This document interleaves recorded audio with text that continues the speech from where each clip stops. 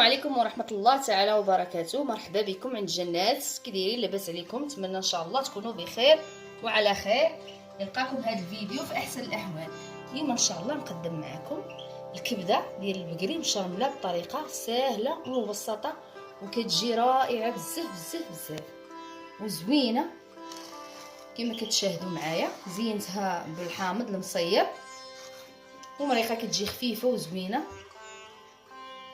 تابعوا معايا الطريقه كامله باش تشوفوا الاسرار ديالها كيفاش كتجي معلكه وكتجي زوينه. ولاول مره كيزور القناه ما ينساش اللايك والاشتراك وفعل الجرس باش يتوصل اي جديد فضلا وليس امرا.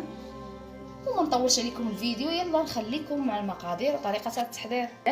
كنحتاج كبده ديال البقر مغسوله بالخل والملحه، شويه ديال القلب وشويه ديال الوليسيسات، هاد الوليسيسات ديال الفؤاد عشويه باش يبنوا ليا الكبده. والكبده هي اللي غالبه على هادشي كيبقى على حسب افراد العائله. عندي دابا تقريبا هنايا نص كيلو فيه كل شيء. عندي بصله مشلضه كبيره، عندي جوج دروس تاع الثومه محكوكين وشويه معلقه جوج معالق صغار ديال القزبر ومعدنوس مقطعين.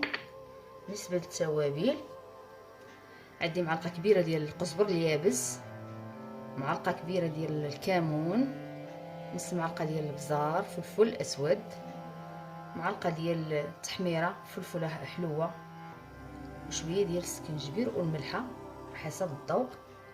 وعندي 3 المعالق ديال الزيت العائديه المائده. بسم الله. اول حاجه غادي ناخذ الكبده ديالي ونحطها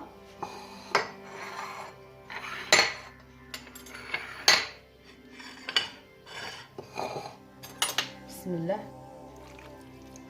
ضروري كنغسلها بشويه الخل، ضروري. هي مفيها الزفوريله ولا لسان الدجاج اللي كتكون زفره، اما هذه ضروري هبط الخل كيبننها كيعطي واحد المذاق زوين. اول حاجه غادي ندير الملحه، بسم الله. الملحه على حسب الذوق، وغادي نزيد التوابل كلهم كما كتشاهدوا. القزبر راه ضروري كيجي زوين في هذه الوصفه، والثومه والربيع.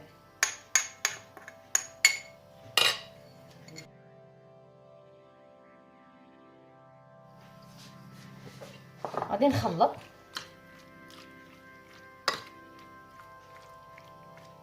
نخليها ترقد في هاد القامه، هاد الشرموله اللي درت ليها.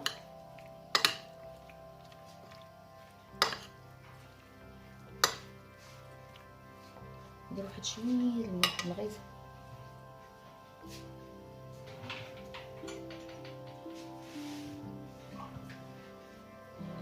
نتوما، ندير واحد العشق باش التوابل يدخلوا في الكبده والقلب، ولكن اللي غالبه هي الكبده.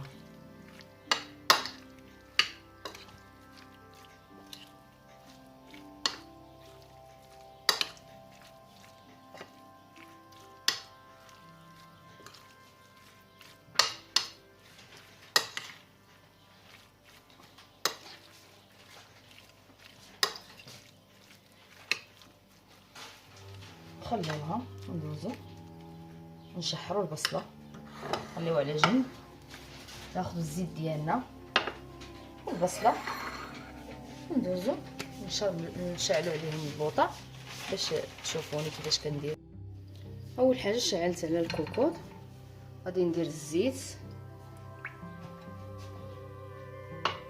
غادي ندير البصله،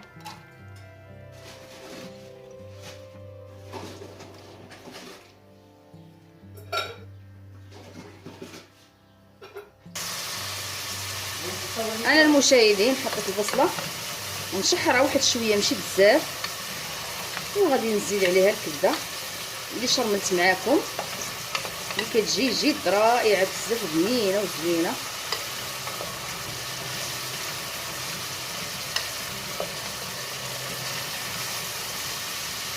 انا دابا غنشحرها شويه حيت الكبده ديال البقري كتشد طياب.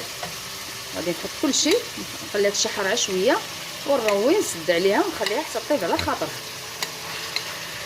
كما كتشاهدوا.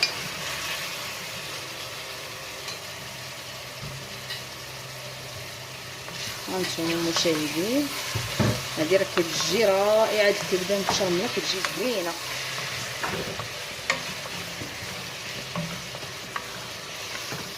ما غاديش نخليها بزاف شويه صافي ونروي. غادي ناخذ ليا شويه ونروي باش يلاه طيب باش طيب شويه.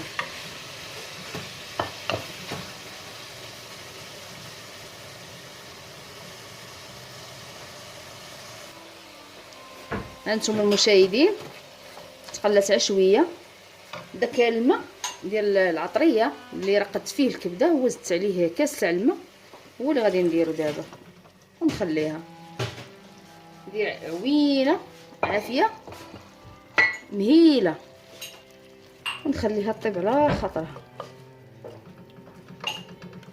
اسهل منها ما كان. نسدها دابا ونخليها حتى طيب ونرجع معكم ان شاء الله.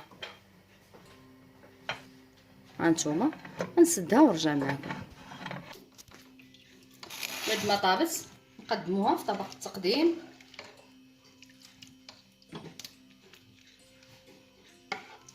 كتجي رائعه هاد المقادير اللي قلت لكم، كتجي معلكه وكتجي زوينه ومريقه خاطره.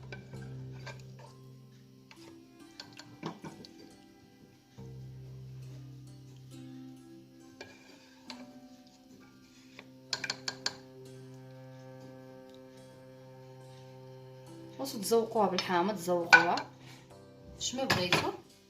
هذا هو الطبق ديالنا كيجي رائع بزاف بزاف كما كتشاهدوا. نتمنى ينال الاعجاب ديالكم وتجربوها. الكبده مشرمله كتجي رائعه بزاف. وتزينوها بالحامض المصير زينوه